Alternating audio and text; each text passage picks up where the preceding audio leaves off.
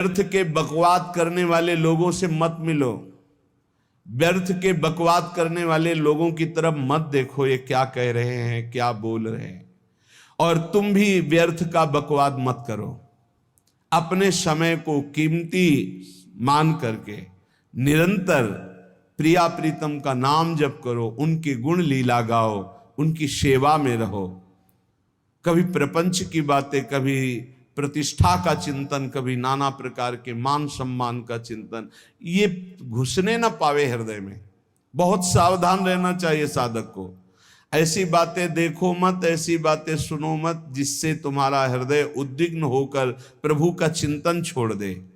बंद करो अभी।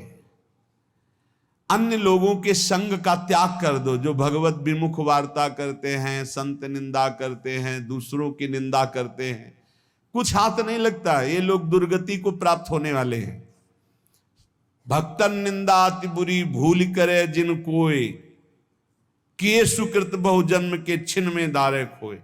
पर निंदा के किए ते नहीं, आवत नहीं कछुआत, मूर्ख पर्वत पाप को ले चल अपने साथ। तो अलम कश्यापि संगत्या, ऐसा संग मत करो जिनके पास बैठने से भक्त निंदा, जन निंदा, भगवत निंदा हो। ऐसे से दूर रहो। अलम बंद कर दो ऐसे लोगों का संग। रात दिन हम श्यामा श्याम का नाम जप करेंगे, श्यामा श्याम के लीला गुण गाएंगे, श्यामा श्याम के ही धाम का शोभा का चिंतन करेंगे। जब तुम अपना जीवन श्यामा श्याम के चरणों में न्यौछावर कर दोगे तो पूरा भार श्यामा श्याम ले लेंगे और तुम्हारे हृदय में मस्ती आ जाएगी।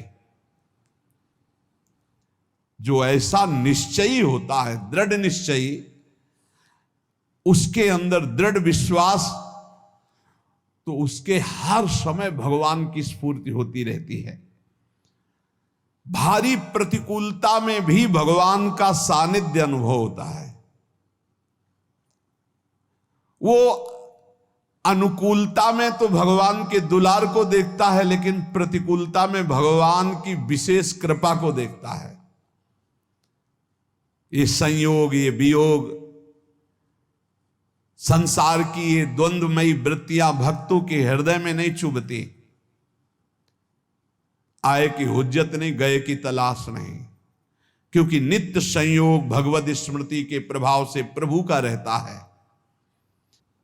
शोक, विषाद बहुत ध्यान देने योग्य विषय है। तभी लोगों को ऐसा लगता है कि ऐसा कैसे हो सकता है। भक्त के चरित्रों को जब सुनते तो लगता है ऐसा कैसे हो सकता है, ऐसी परिस्थिति में भी ऐसा कैसे हो सकता है।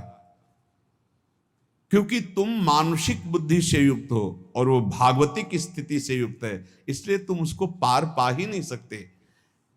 जब तुम अपना जीवन श्यामा श्याम के चरणों में समर्पित कर देते हो हृदय से, फिर उनकी कृपा से सब विघ्न दूर हो जाते, एक अपार मस्ती रहती है। नहीं तो शोक, विषाद, दुख, क्लेश, कष्ट, संताप, भय, उद्वेग, ये सदैव सताते रहते हैं। इसी से डिप्रेशन होता है। बार बार नकारात्मक चिंतन, शोक, विषाद, दुख, चिंता, क्लेश, संताप, भय, उद्वेग, यही पूरे मानसिक स्तर को नष्ट कर देते हैं। उत्साहहीन जीवन हो जाता है। जब तुम श्यामा श्याम को समर्पित हो जाते हो तो ये सब प्रवेश भी नहीं करते, एक अपार मस्ती बनी रहती है। अब क्या होगा? श्यामा श्याम जो करेंगे वही होगा। श्यामा श्याम पता नहीं कैसा करें, नहीं, वो सदैव मंगल भवन है, वो जो करते महामंगल होता है। यह निश्चय उपासक के हृदय में आ जाना चाहिए। इसलिए अपना सारा मन, सारी बुद्धि, सारा जीवन, प्रत्येक श्वास प्रभु को अर्पण कर दो। फिर देखो तुम निहाल हो जाओगे। दुख, शोक, विषाद, क्लेश, कष्ट, संताप, भय, उद्वेग, ये उसी को व्यापते हैं जिसने अपने जीवन को प्रभु के चरणों में अर्पित नहीं किया। इसलिए तुम अपना सारा मन, सारी बुद्धि, सारा जीवन, प्रत्येक श्वास केवल प्रभु को अर्पित कर दो, फिर देख लेना श्वास कैसे अर्पित की जाती, राधा राधा राधा। बुद्धि कैसे अर्पित की जाती, एकमात्र निश्चय कि भगवत सुख ही सुख है, ये जागतिक सुख सुख नहीं, ये दुख है, ये ऐसा दलदल है जिससे आज तक कोई नहीं निकल पाया। सारा मन, हम मन से केवल प्रभु का मनन करें, बार बार मन को संसार से हटा के नाम में, रूप में, लीला में, धाम में लगाएं। बहुत प्रसन्नता हो जाती है उस उपासक के हृदय में जो अपना मन बुद्धि प्रभु के चरणों में अर्पित कर देता। भगवान ने तो इसको बहुत उत्तम स्थिति बताया है कि मेरे से कभी वो अलग हो ही नहीं सकता यदि मन बुद्धि अर्पित कर दिया। मय्येव मन आधत्स्व मयि बुद्धिम निवेशय, तो निवश्य मयि एव अत ऊर्ध्वं न संशया, बिल्कुल संशय नहीं, वो मेरे में ही निवास करेगा जिसने मन और बुद्धि अपनी मेरे में अर्पित कर दी। बहुत प्रसन्नता रहेगी उस उपासक के जीवन में जो अपने आप को मन बुद्धि सहित प्रभु के चरणों में समर्पित कर दिया है। भगवान का आश्रय लेने वाले की पहचान है हर परिस्थिति में प्रसन्न रहना। देखो आप भगवद आश्रित हो कि नहीं, देखो अनुकूल परिस्थिति में तो सब प्रसन्न रहना, लेकिन प्रतिकूल परिस्थिति में प्रसन्न रहना ये भगवान के भक्तों का लक्षण है। हर परिस्थिति में प्रसन्न रहना ये भगवान के भक्तों का लक्षण है। आनंदगन भगवान का आश्रय मिलते ही आनंद छा जाता है हृदय में। उनके पास आनंद का अभाव होता ही नहीं है। जैसे सूर्य का प्रकाश उदय होते ही सूर्य का प्रकाश संपूर्ण अंधकार को नष्ट कर देता है, ऐसे ही भगवान का संपूर्ण आश्रय लेते ही सब दुख चिंता शोक नष्ट हो जाते, आनंद ही आनंद। तुम भगवान के मंगलमय रूप को नहीं जानते हो, पर उनके मंगलमय भाव को, विधान को मानना शुरू कर दो। जो भी होता है मंगलमय होता है। हमने जीवन में देखा है, अगर इधर कोई बहुत बड़ा सुख दिया तो देर नहीं लगेगी, 24 घंटे नहीं व्यतीत होंगे और ऐसे दुख दे देंगे, जिससे दोनों का समान भाव रख करके ना दुख में तुम भूलो प्रभु को, ना सुख में फूलो, सीधे भगवत मार्ग में चल। पूरे जीवन की बात देखा है, भगवान के मंगल विधान में सदा सर्वदा सुख ही सुख है, इस बात को मान के प्रसन्न हो जाओ। जब भगवान का भजन करने वाले की तन्मयता बढ़ती है भजन में, तो द्वेषी जन अपने आप तैयार हो जाते हैं। भक्त कभी किसी से द्वेष नहीं करता, अपने आप वो द्रोह करने लगते। तो नरसिंह मेहता जी से बहुत गांव के कई लोग थे जो जलते थे, ऐसे जलते थे कि अब क्या करें, कैसे मिटा दे नरसिंह मेहता जी को। अब उपाय तो मिल नहीं रहा था। तो एक दिन संतों की मंडली आई और उन्होंने कहा कि हम रास्ते में कोई चोर आदि धन ना ले ले, इसलिए यहां से किसी की हुंडी चलती है क्या द्वारिका में? पहले ऐसा था। बोले हाँ हाँ, हमारे यहाँ बहुत बड़े सेठ हैं नरसिंह मेहता जी, पर आप कहोगे वो मना कर देंगे। कई बार कहोगे, अगर वो स्वीकार कर ले तो वहां।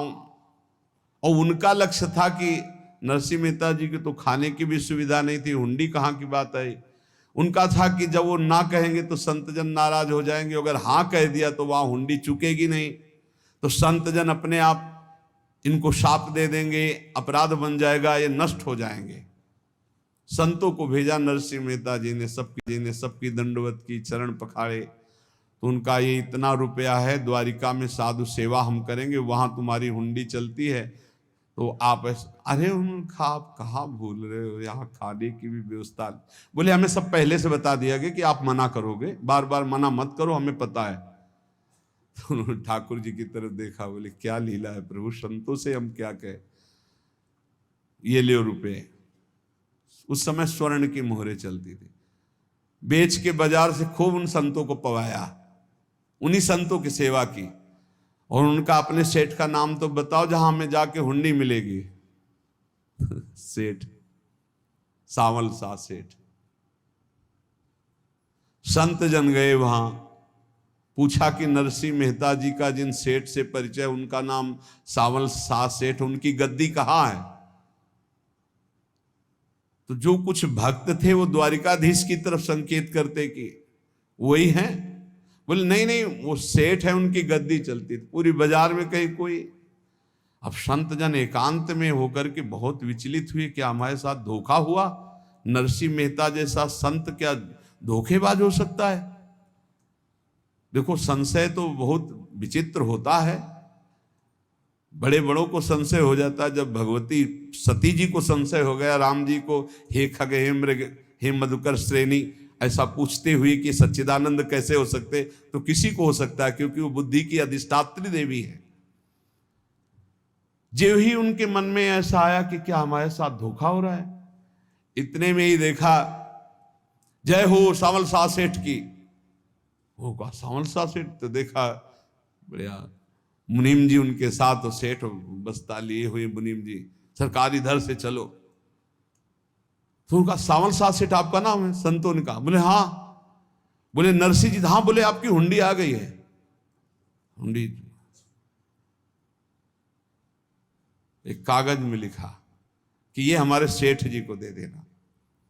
वैसे लोग मुझे माखन चोर कहते, कोई कुछ कहता, लेकिन आपने सेठ बना दिया। जब आपने सेठ बना ही दिया तो आप कभी परवाह मत करना तुम। और ये सेवक आपकी सेवा में सदैव तत्पर है। भगवान ने ऐसा लिखा। जो भगवद आश्रित है, एक बार ये चलता रहता है, जो संत जन होते हैं उनके विरोधी अपने आप बन जाते हैं। किसी से कोई मतलब नहीं, अपने आप विरोधी बन जाते हैं। कबीरदास जी का पूरी काशी में यश था। भजन करने वाले महापुरुषों का यश बढ़ता है जब, तो जो भजनहीन होते हैं उनके हृदय में जलन पैदा हो जाती है और वो उनको विविध प्रकार से फंसाना चाहते हैं, उनको कष्ट देना चाहते हैं। तो कबीरदास जी के यश को धूमिल करने के लिए कुछ ब्राह्मणों ने एक रचना रची। मुड़ मुड़ा के कबीरदास जी के शिष्य बन करके पूरी काशी के सब आश्रमों में निमंत्रण दे आए। कल भंडारा है, संत सेवा है, सबने स्वीकार किया। कबीरदास जी अपनी दिनचर्या करके निकले तो संत मंडली आने लगी। बोले कै बजे सेवा है? साधु सेवा। बोले कौन सी साधु सेवा? बोले कल आपके शिष्यजन निमंत्रण दे के आए, पूरी काशी के सब संत आ रहे हैं। कबीरदास जी ने कहा यहाँ तो एक की भी व्यवस्था नहीं, पूरी काशी के संत आ रहे। अच्छा, समझ में आ रहा है, लीला बिहारी तुम लीला करना चाहते हो।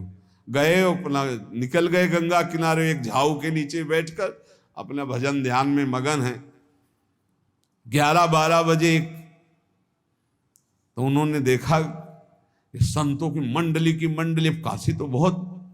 कबीरदास जी ने देखा कि आश्रम की, तो बोले पता नहीं क्या होगा, चलो चलते हैं। तो ऐसे गमछा वस्त्र करके ऐसे डालकर मुंह ढक करके, वहां बड़ी बड़ी पंगत लगी थी। कबीरदास जी सबको पाओ जी पाओ। कबीरदास जी के रूप में स्वयं भगवान, पाओ जी पाओ।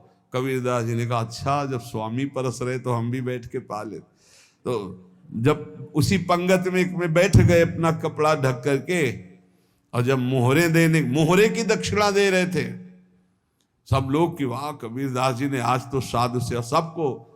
जब कबीरदास जी के सामने आए तो ऐसे मुंह ढके, बोले देखो जो मेरा होता है उसे मुंह छुपाना नहीं पड़ता, मुंह ढकला नहीं पड़ता। लो दक्षिणा, तुम भी दक्षिणा लो। कबीरदास जी को कबीरदास जी दक्षिणा दे रहे, और वो कबीरदास जी है भगवान, और ये पाले वाले कबीरदास जी है भगवान के जन। कभी भगवान अपने, अरे जमाने जोर लगा ले, कितना जोर लगाएगा, भक्त और भगवान का झंडा कभी न झुकने पाएगा। बिल्कुल चिंता, शोक, भय, उद्वेग रहित जीवन भगवद आश्रित। तुम भगवान के मंगल विधान में सदा सर्वदा प्रसन्न रहो। अब ये विचार कर लो कि भगवान जो करेंगे तुम्हारा मंगल करेंगे। अब थोड़ा ऐसा बीच में लगता है कि अमंगल हो रहा है क्या, लेकिन पक्का समझो बहुत बड़ा मंगल उनका विधान होता है।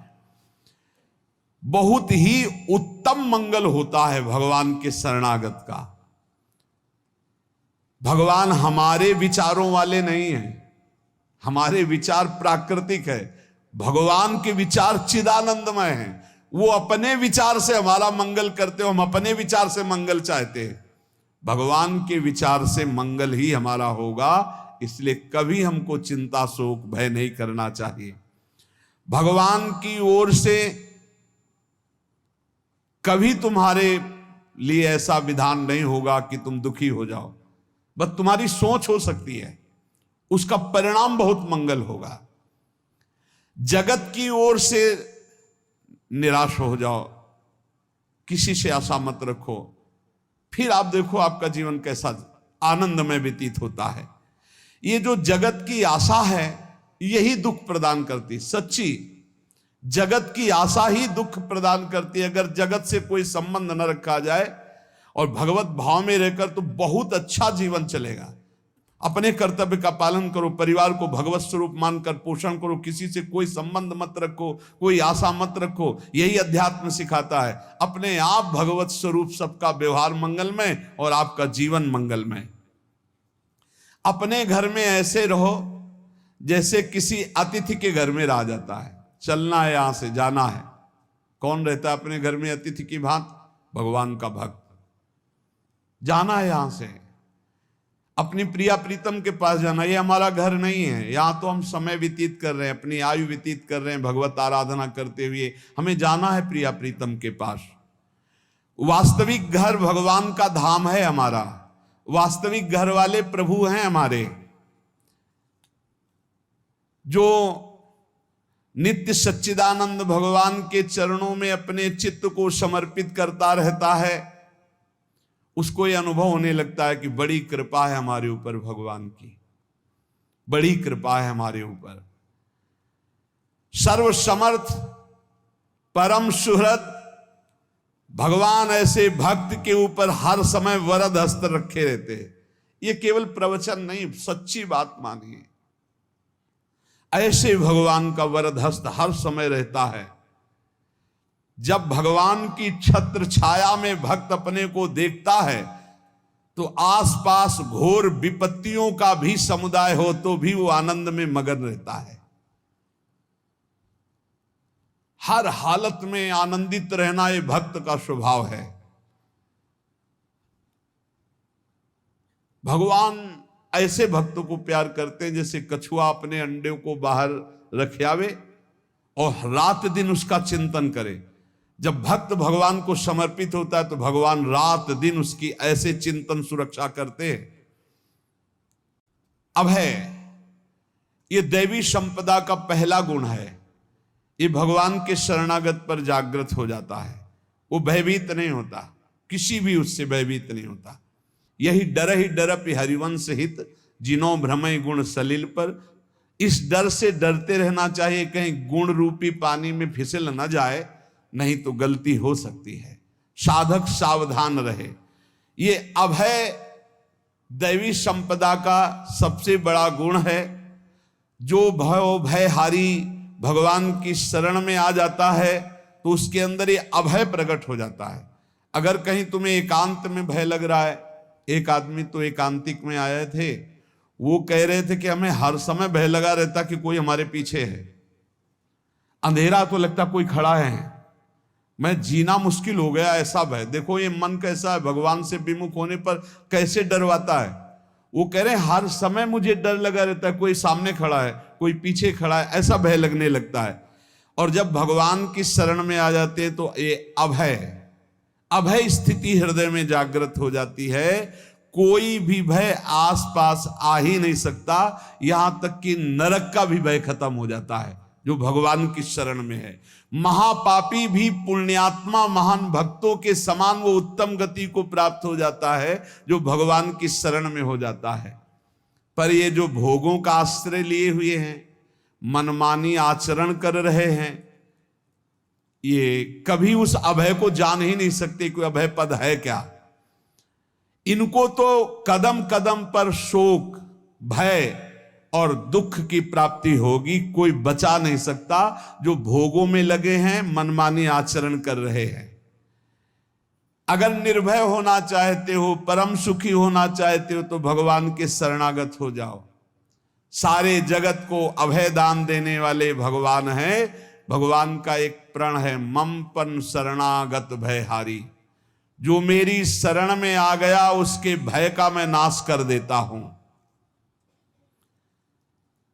साधना में अवस्था मन की मानी जाती है कि आप कितने अच्छे साधक हैं। यदि आपका मन भगवदाकार है, हर समय भगवत चिंतन चल रहा है, आपके स्वप्न भागवती का रहे हैं, आपके विचार भागवतिक हैं, तो आपकी अच्छी साधना हो रही है। और यदि आपके स्वप्न गंदे आ रहे हैं, क्योंकि स्वप्न में मन का ही सारा खेल होता है, और आपकी चिंतन वृत्ति वासनात्मक चल रही, तो अभी साधना का प्रभाव मन पे नहीं पड़ा है। जिसका मन हर समय भगवत चिंतन करता रहता है, वो जीते जी जीवन मुक्त हो जाता, अनुभव होता है। जैसे किसी ने कहा कि हमें कैसे पता चलेगा कि हमारा काम हो गया है, तो जैसे आप भोजन पा लेते हैं तो किसी दूसरे से गारंटी थोड़ी लेनी होती कि हम छक गए हैं क्या, आप जरा बताना हम छक गए हैं क्या। नहीं, अपने हृदय में आ जाता है कि अब मैं तृप्त हो गया। ऐसे ही अपने हृदय में आ जाता है कि मेरा काम हो गया, अब मेरा जन्म नहीं होगा। ये हृदय में आ जाता है, अपने आप अनुभव में आ जाता है। जब स्वरूप बोध होता है तो किसी और से सलाह थोड़ी लेनी होती है, वो अपने आप अनुभव में आ जाता है। हाँ, यदि गुरुदेव का वर्ण नहीं किया है तो फिर आपको किसी न किसी गुरु से प्रमाणित करवाना पड़ेगा। और अगर गुरुदेव का वर्ण किया है तो वही मंत्र, वही नाम, वही गुरु शरणागति आपको अंदर से पुष्ट कर देगी कि आपका काम हो गया है। विषय चिंतन करता हुआ मन विषय आसक्ति को प्राप्त होता है। विषय आसक्ति को प्राप्त हुआ मन बार बार जन्म, मरण और नरक को प्राप्त होता है। बस ये विषय चिंतन हटाना ही प्रमुख कर्तव्य साधना का है। बार बार मन को विषयों से हटा करके प्रभु के नाम में लगाओ, प्रभु के रूप में लगाओ, प्रभु की लीला में लगाओ। जहां भगवान प्रकट होते हैं वहां परमानंद की बाढ़ आती है। पर ये ध्यान रखें, गुलाब का फूल कांटों में खिलता है, उसकी सुगंध लेनी, फूल लेना है तो कांटों से बचाकर। ऐसे ही जब आप भगवत चिंतन के लिए चलेंगे तो आपका चिंतन चुराने के लिए माया विविध नाटक करेगी, कांटे फैलाएगी। कोई तुम्हारी निंदा करेगा, कोई अपमान करेगा, कोई उपहास करेगा, तुम्हारी अव्यवस्था हो सकती है, तुम्हारी परिस्थिति बहुत भयावह हो सकती है। इन परिस्थितियों में भी भगवत चिंतन का तार ना टूटने पावे तो आगे गुलाब का फूल है।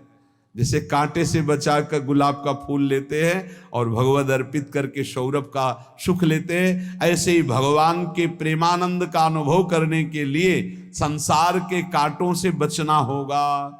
और खिलेगा यही फूल संसार में ही, मनुष्य देह में, और योनियों में नहीं। भगवत प्राप्ति स्वर्ग में नहीं होगी, इसी मृत्यु लोक में होगी। पहले मन नहीं लगता भगवत चिंतन में, भगवत चिंतन जबरदस्ती करना पड़ता है। भगवत चिंतन जे ही प्रारंभ करोगे ते ही बहुत बाढ़ आ जाएगी पाप चिंतन की।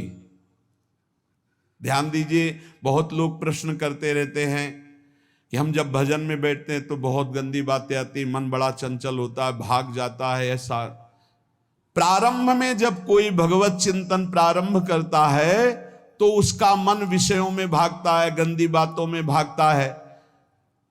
अब लोग कहते पहले तो हमारा चिंतन बढ़िया होता था, अब चिंतन नहीं होता। तो कोई सिद्ध पुरुष थोड़ी हो गए, तुम्हें जबरदस्ती चिंतन करना होगा। जगत के प्राणी में जहां मन जाए तो इसमें भी भगवान, पदार्थ में मन जाए तो उसमें भी भगवान, जहां जहां मन जाए वहां वहां भगवान देखो, या मन को हटाकर नाम मंत्र में लगाओ। ऐसे भगवत स्मृति जागृत की जाती है, बार बार प्रयास करना होता है। कई लोग ये प्रश्न करते हैं कि हमसे बड़े पाप हो गए तो क्या हमें भगवान की प्राप्ति हो जाएगी? तो यहां कह रहे हैं भगवान किसी के पूर्व जीवन को नहीं देखते हैं, वर्तमान के भजन को देखते हैं। पकड़ो इस बात को। अगर वर्तमान में आज आप सुधर गए हो, नाम जप कर रहे हो, तो आप भक्त हो। ये गीता जी में भगवान ने कहा, अपिचेत सुदुराचारो भजते माम अनन्य भाग साधुरेव समन्तव्या सम्यक व्यवसिता। ऐसा बहुत दुराचारी पहले रहा है, बाद में उसके मन में आ गया कि भगवान के सिवा हमारा कोई कल्याण करने वाला नहीं, हमारा कोई नहीं। तो भगवान कहते हैं मैं उसे साधु ही मानता हूं, उसे साधु बना देता हूं। भगवान किसी के पूर्व जीवन को नहीं देखते। बहुत बढ़िया बात है। कल तक हम क्या करते रहे भगवान नहीं देखते, आज क्या कर रहे हो ये देखते हैं। यदि आज आप भजन में लग गए हो, अच्छे आचरण कर रहे हो, तो आपको भगवत प्राप्ति हो जाएगी। भगवान ये नहीं देखते कि पूर्व में पुण्यात्मा रहा है कि पापात्मा रहा है। भगवान वर्तमान में देखते कि मेरा भजन कर रहा है, बस इसी से कल्याण कर देते हैं। पकड़ो इस बात को, तो कभी प्रश्न नहीं उठेगा कि क्या हमको भी भगवत प्राप्ति हो सकती है क्या। हमारा मन यदि श्री भगवान को चाहने लगे तो श्री भगवान हमारे मन में ही आकर बस जाएंगे। भगवान की रूप माधुरी में मन डूबने लगेगा। यथार्थ सत्य, जो भगवान से थोड़ा भी प्यार करने लगे हैं, उनके हृदय में भगवान की उनकी भावना के अनुसार झलक आने लगी है। हृदय में प्रभु के आते ही अनंत जन्मों के संस्कारों का नाश हो जाता है। इसलिए तुम अपने पहले वाले घृणित जीवन को याद भी मत करो और उसको सोचकर जरा निराश भी मत हो। अमावस्या में घोर अंधकार रहता है, पर प्रातः काल में अंधकार नष्ट हो जाता है। ऐसे ही नाम का उच्चारण करते ही तुम्हारे जितने पाप अंधकार हो सब नष्ट हो जाएंगे। तुम चाहो कि एक क्षण भी प्रभु को ना भूलो। अब वर्तमान में ऐसी स्थिति बनाओ। जो प्रभु को नहीं भूलने की चाह करता है कि मुझे ऐसी स्थिति प्राप्त हो कि मैं कभी प्रभु को ना भूलूं, तो सच्ची मानो और कोई बात भगवान सुने ना सुने, ये बात जल्दी सुन लेते हैं। भजन की मांग करो तो बहुत जल्दी भगवान पूर्ण करते हो। भजन जिसका चलने लगा तो फिर लोक लोकांतर के सारी रिद्धियां सिद्धियां सुख वैभव तो उसके चरणों में लौटते हैं। जब हम प्रभु से प्रभु का स्मरण न मांगकर भोग मांगते हैं, तभी हमारा भजन रुक जाता है, भजन नहीं चल पाता। यदि हम प्रभु से केवल भजन मांगे तो विश्वास करो ब्याज में सब हो जाएगा। मूल भजन तो आपका बचेगा ही, ब्याज में लोक लोकांतर के भोग आपके चरणों में लुटते घूमेंगे। आप भजन करके तो देखो। अरे घिघियाने की जरूरत नहीं, किसी से मांगने की जरूरत नहीं, भजन करके देखो, सब ठीक हो जाएगा, सब अपने आप बन जाएगा। हम बहुत बड़ी भूल कर देते हैं कि थोड़ा भजन करके प्रभु से कुछ सांसारिक वस्तुएं, स्थितियां, परिस्थितियां बदलने की मांग कर लेते हैं, जिससे भजन छूट जाता है। प्रभु की स्मृति इतनी महान है कि जिन्होंने बैर भाव से प्रभु का स्मरण किया उनको भगवान की प्राप्ति हो गई। जैसे कंस आदि भगवान से बैर ही तो रखते थे, लेकिन भगवान की स्मृति रहती थी। स्मृति ने उनको भगवत प्राप्ति करा दी। स्मृति में महान सुख है, पर वो जब भक्ति रस से युक्त स्मृति होती तब माधुर्य रस, प्रेम रस का अनुभव होता है। कल्याण तो वैर भाव से स्मरण करने वालों को भी प्राप्त हो गया। यदि आप भक्त हो और ये चाहते हो कि आपकी भागवती की स्थिति बहुत जोर की हो, तो हम आपसे प्रार्थना करते हैं कि रोज प्रभु से एक ही बात मांगिए, मुझे अखंड स्मृति दीजिए। अर्जुन जी को पूरी गीता जी सुनने के बाद यही मिला, नष्टो मोहा स्मृति लब्ध्वा। स्मृति, प्रभु आप हम पे ऐसी कृपा कर दो कि हमारे हृदय में किसी और व्यक्ति, वस्तु, स्थान की स्मृति न रह जाए, केवल आपकी स्मृति रह जाए। ये चाह भगवान बहुत जल्दी पूर्ण कर देते हैं यदि उपासक हृदय से ये बात मांगे। भगवान की कृपा से ही ऐसा हो सकता है कि अखंड स्मृति ये कर्म फल से नहीं मिलती है। प्रभु के प्रति निर्भर होकर जो दैन्यता पूर्वक प्रभु से मांगता है और हर समय अभ्यास करता रहता है भगवत स्मरण का, उसको ये स्मृति मिलती है। और स्मृति मिल गई तो इससे बड़ी कोई स्थिति नहीं, हर समय भगवान का स्मरण। प्रभु से मन प्रतिपल नया नया स्वाद लेकर के आसक्त होता रहता है, नवम नवम। प्रभु कभी बासी नहीं होते। जैसे किसी व्यक्ति को देखो तो देखते देखते मन हट जाएगा कि देख लिया, बहुत सुंदर है, ठीक है, लेकिन वो एक दिन मन हट जाएगा। और प्रभु की सुंदरता नवम नवम है, प्रभु के नाम का स्वाद नवम नवम है, प्रभु की लीला का स्वाद नवम नवम है, प्रभु के धाम की शोभा नवम नवम है। जैसे आचार्य महाप्रभु हरिवंश चंद्र जी कहते, नयो नेह नवरंग नयो रस नवल श्याम वृषभानु किशोरी, नव पीतांबर नवल चूनरी, नई नई बूंदन भींजत गोरी, नव वृंदावन हरित मनोहर, नव चातक बोलत मोर मोरी, नव मुरली जो मल्हार नई गति, सब कुछ नया। तो नवम नवम प्रभु प्रतिपल नवम नवम प्रभु का रूप, प्रियाजू का नवम नवम, अबहीं और अबहीं और अबहीं और है। तो कहते हैं जब मन निरंतर स्मृति में डूबता है तो जब प्रभु की रूप माधुरी प्रकाशित होती तो ऐसी नवम नवम कि कभी ये नहीं होता कि रूप बासी हो गया। ये वही रूप है जो हमने अभी देखा था, नवम नवम। इसलिए आनंद की उफान आती रहती है उपासक के हृदय में। ऐसी प्रियता, ऐसा आनंद बिना भजन के नहीं अनुभव में आएगा। इसलिए तुम विश्वास करो, तुम्हें बहुत सुंदर सुख मिलने वाला है, आगे अपार सुख मिलने वाला है। ये थोड़ा दुख का समय काट लो, जब तक जीवन है ये दुख सुख की लहर आती रहेगी, आप इसको सह जाओ, आगे बहुत आनंद है, विश्वास मान लीजिए, बहुत आनंद है। जो ये विश्वास कर लेता है वो प्रभु के मार्ग में चलकर प्रभु को प्राप्त कर लेता है। नहीं तो इतने रोड़े हैं कि आप ऊब जाओगे, बहुत रोड़े हैं। जो प्रभु के मार्ग में चलता है तो माया के बहुत से पार्षद अपना प्रभुत्व दिखाने उनके पास आते हैं, महिमा अपनी दिखाने, पर वो किसी वस्तु, स्थिति, अवस्था, प्राणी, पदार्थ का प्रभाव स्वीकार ही नहीं करता, क्योंकि भगवत स्मृति परायण है, भगवान की कृपा पर विश्वास है, इसलिए उसको कोई फंसा नहीं पाता। वो नित्य निरंतर प्रभु से घुला मिला रहने के कारण उसकी मस्ती में कोई फर्क नहीं पड़ता। माया का प्रभुत्व रखने वाले उसे फंसाने की चेष्टा करते हैं, पर उस पर किसी का असर नहीं होता। वो कहीं लिप्त नहीं होता, वो कहीं दुखी सुखी नहीं होता, वो हर समय प्रसन्न रहता है। तुम देखो, हर समय प्रसन्न रहते हो? यदि नहीं तो तुम किसी व्यक्ति वस्तु का आश्रय लिए हुए प्रभु का नहीं। अगर हां तो हर समय प्रभु का स्मरण चलना चाहिए, हर समय प्रभु के आश्रित हो, फिर देखना ये आनंद, ये प्रसन्नता क्या रूप रखती है। बड़े बड़े मस्त संतों को देखा, मस्त ऐसे उन्माद में मस्त, उस सुख के लिए ललचाओ, कब तक जन्मते मरते रहोगे, कब तक बार बार दुख भोगते रहोगे, कब, बड़ा प्रपंच है ये।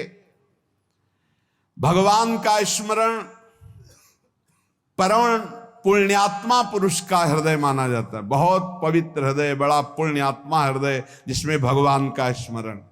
भगवान का विस्मरण पापात्मा पुरुष, भयानक विपत्ति, दुर्भाग्य आते हो। सुदृढ़ निश्चय करो, अब हम भगवान के स्मरण में अपना समय व्यतीत करेंगे। मेहनत करो, कार्य करने के लिए कोई मना नहीं, आप नौकरी करो, किसानी करो, व्यापार करो, पर अंदर अंदर भगवत स्मृति, भगवत स्मृति ही सबसे बड़ी स्थिति है। अब चाहे हम जीवित रहें, चाहे हमारे मरण जैसी विपत्ति आ जाए, चाहे सब हमसे हट जाए, चाहे सब हमको नमन करें, अब हम दृढ़ निश्चय करके केवल भगवान के स्मरण करते हुए इस संसार के बीच समय व्यतीत करेंगे। अब हम चूकने वाले नहीं। ये नियम लीजिए, चाहे जीवन रहे या ना रहे, चाहे मरण जैसा कष्ट आ जाए, चाहे सब वियोग हो जाए, सब चले जाए, चाहे सब संयोग हो जाए, सब नमन करें, अब हम प्रभु का स्मरण नहीं छोड़ेंगे।